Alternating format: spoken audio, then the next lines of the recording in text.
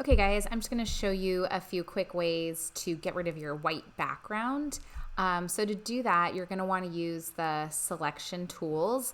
If Illustrator, Photoshop has actually a bunch of selection tools. There's like the old school click and drags. We have our lasso tools. That's what I grew up using. But there's like these new ones that are even better. So I kind of like this quick selection tool. I'm going to show you how to use that right now. So let's see here. There is settings up here. I recommend, making sure you kind of have a bigger brush depending on the size of your art. I don't know, play around with it. I don't have too much to say, but I'm just going to click and drag. And see, as I click and drag, it automatically added more. That was different than if I just clicked once. If I clicked once, it added a little bit. But if you click and drag and kind of scoot around, it does it pretty good. So I'm kind of done. So for me, that tool is awesome. It's amazing. It's kind of new from when I learned how to use Photoshop.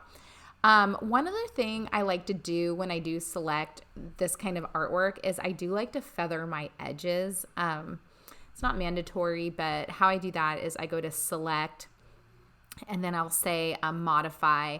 Sometimes I expand or sometimes I contract as well. Feather. Those are the things I do most often. So I think in this case, maybe I'll feather 5. I don't know.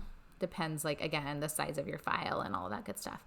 Okay, what I want to do is, I don't know if I necessarily want to delete this, and just because it's my background image, I just kind of want to have it for insurance for whatever reason. So instead of deleting, I'm going to inverse my selection, and I'm going to copy and paste it to a new layer. So to do that, you can go up to the select. Select has a whole menu because it does so many amazing things. So I'll say select, inverse. Might note the keyboard shortcut. And there we go. It looks like I have the edge here too. So I don't need this edge part selected. So I think what I'm going to do is go to one of the old school tools. This rectangular one is good.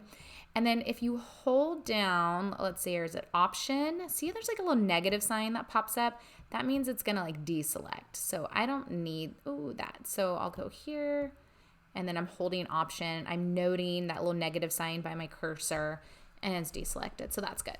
So now I can say copy, Command C, Command V. I'm on a Mac. You would do Control if you're on a PC. And there we go. So I'm going to hide the background and just look at it. Okay, cool. So play around with the selection tools. If you're having trouble with that and you really need more control, you might want to play around with some of the lasso tools. I mean, the first one, you can just, lasso, and makes any random shape. Command D to deselect. But I bet a lot of you guys might like the polygon one. It's sort of like having anchor points in Illustrator, so sometimes that's handy. I'm going to double click to end that. I also like the magnetic lasso one. That's it just magnetically finds your edges for you, but you can always add a click too. If you add a click, it adds an anchor point. So that's kind of handy as well too. And, I'm going to double click. If you're oh, I forgot to add something, you can still zoom in anytime. And instead of holding option, that's negative.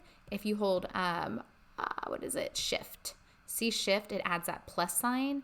So that way it's not like you have to start your whole selection over. You can go add to it options to get rid of stuff if there's something you don't want.